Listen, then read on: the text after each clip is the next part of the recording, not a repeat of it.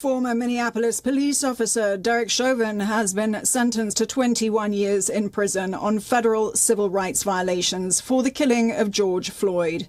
U.S. District Judge Paul Magnuson criticized Chauvin for his actions, saying that what he did was simply wrong and offensive. Earlier in December, Chauvin pleaded guilty to separate civil rights charges. He's already serving a 22-year state prison sentence for the on-duty murder of George Floyd. The two sentences will run concurrently, and Chauvin will now be moved to a federal prison. Chauvin is convicted on murder and manslaughter charges in Minnesota for a 2020 incident where he knelt on Floyd's neck for more than 9 minutes, resulting in his death. After the verdict, Floyd's brother expressed regret that Chauvin did not get the maximum sentence possible. I'm just upset that he didn't get the maximum amount of time. I just thought what everybody's seen on the video, that was a motion cinema picture. He had his knee on my brother's neck for 9 minutes and 29 seconds. Chauvin showed that he had no conscience, he showed no empathy, he showed no compassion.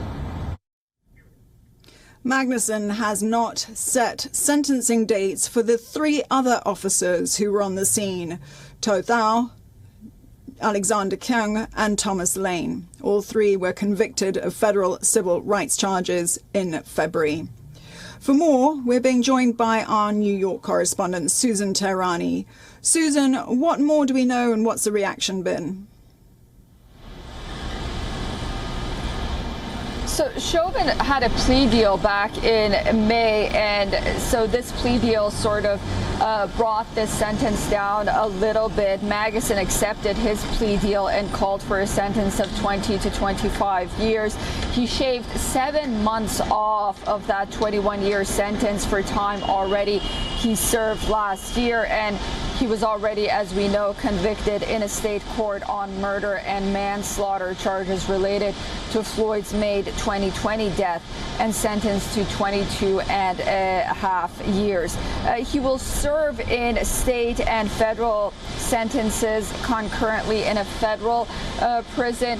This is so he will possibly, at least for the most part, not run into some of the people he helped convict during his time as being a police officer.